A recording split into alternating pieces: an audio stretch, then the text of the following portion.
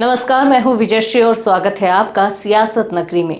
भारत पाकिस्तान तनाव पर अमेरिका के राष्ट्रपति डोनाल्ड ट्रंप का दावा एक बार फिर सवालों के घेरे में है। ट्रंप ने हाल ही में कहा था कि उन्होंने भारत और पाकिस्तान के बीच सीज फायर करवाया था, लेकिन अब विदेश मंत्री एस जयशंकर ने इस बयान को सिरे से खारिज कर दिया है और पूरी घटना का सच सामने रखा है। न्यूयॉर्क में एक इंटरव्यू में जयशंकर ने स्पष्ट कहा कि मई में जब पाकिस्तान ने भारत पर बड़ा हमला किया था, तब भारत ने तुरंत और तीखी जवाबी कार्रवाई की। इसके बाद पाकिस्तान ने खुद सीज फायर की गुजारिश की थी, न कि ट्रंप की किसी दखलंदाजी की वजह से। जयशंकर ने बताया कि वह खुद प्रधानमंत्री नरेंद्र मोदी के साथ उस कमरे में मौजूद थे जब अमेरिकी उपराष्ट्रपति जेडी वेंस का कॉल आया।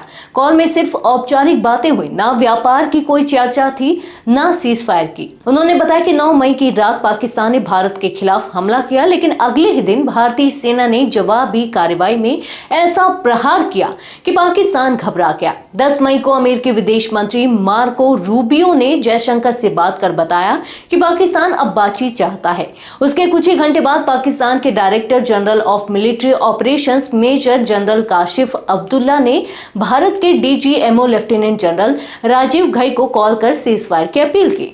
जयशंकर ने इसे आर्थिक युद्ध करार देते हुए कहा कि जम्मू कश्मीर के पहलगाम में हुआ उग्रवादी हमला केवल लोगों को मारने का प्रयास नहीं था, बल्कि कश्मीर की पर्यटन अर्थव्यवस्था को तबाह करने और सांप्रदायिक तनाव फैलाने की सोची समझी चाल थी।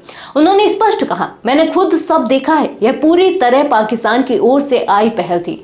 ट्रंप द्वारा दावा करना कि उन्होंने सीज फायर करवाया पूरी तरह बेबुनियाद है। डोनाल्ड ट्रंप ने इससे पहले द हेग में प्रेस कॉन्फ्रेंस के दौरान कहा था कि भारत और पाकिस्तान में उनके हस्तक्षेप से शांति बनी और उन्होंने दोनों देशों को चेतावनी दी थी कि अगर युद्ध हुआ तो व्यापार नहीं होगा।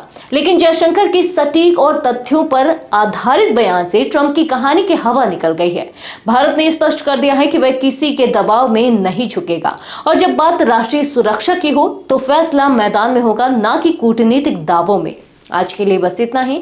अगर आपके इलाके में कोई राजनीतिक लापरवाही, भ्रष्टाचार या जनहित से जुड़ी समस्या है तो अब चुप मत रहिए, अपनी शिकायत हमें भेजिए। सियासत नगरी आपके आवाज को मंच देगा और जवाबदेही तय करेगा, क्योंकि अब हर सवाल होगा सीधा सत्ता से।